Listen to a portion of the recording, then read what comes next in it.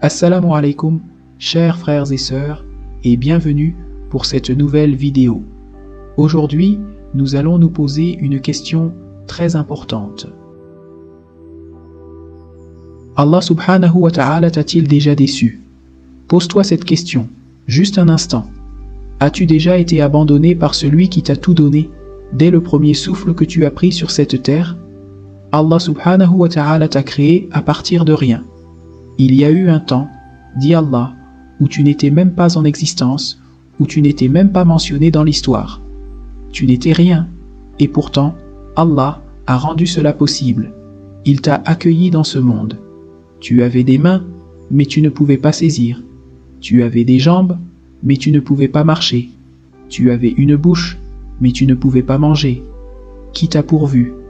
C'est Allah qui a mis du lait dans le sein de ta mère, un lait que, jusqu'à ce jour, avec toute leur science, leur savoir-faire et leur argent, ils n'ont jamais pu reproduire avec une formule infantile aussi parfaite. En hiver, ils te réchauffaient, et en été, ils te rafraîchissaient. Qui a fait cela? Allah subhanahu wa ta'ala t'a fourni tout ce dont tu avais besoin, alors que tu n'étais rien. Il t'a permis de ramper, puis de marcher. Il t'a permis de parler et de devenir le jeune homme ou la jeune femme que tu es aujourd'hui. Et maintenant, parce que tu as quelques billets dans ta poche, parce que tu peux te préparer un sandwich, et parce que tu as une voiture qui te transporte d'un endroit à un autre, tu n'as plus de temps pour Allah. Tu penses ne plus avoir besoin de lui. Est-ce ainsi que tu remercies Allah? Est-ce le respect que nous devons avoir envers notre Créateur? Ô Allah, tu m'as créé à partir de rien.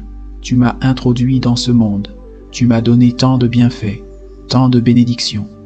Peut-être, à cause de la corruption de nos cœurs et des sociétés dans lesquelles nous vivons, nous avons été amenés à croire que voir nécessite simplement des yeux en bonne santé.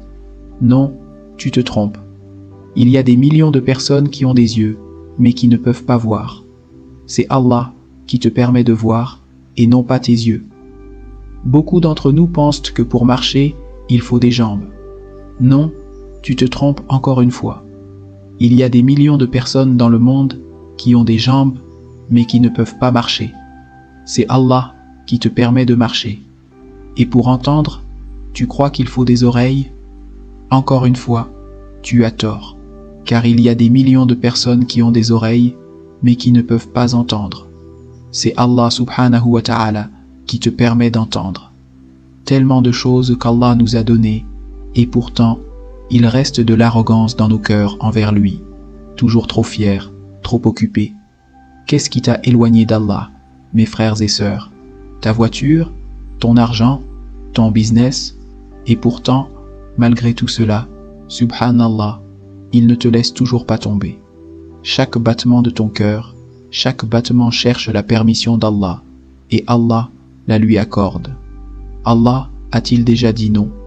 Chaque souffle que tes poumons prennent demande la permission d'Allah. Allah a-t-il déjà dit non? Même lorsque tu péchais, même lorsque tu faisais ce qui est haram, ce qui déplaît à Allah, Allah disait toujours « Bah, respire ». Peut-être, juste peut-être, qu'un jour tu te réveilleras et reviendras vers lui.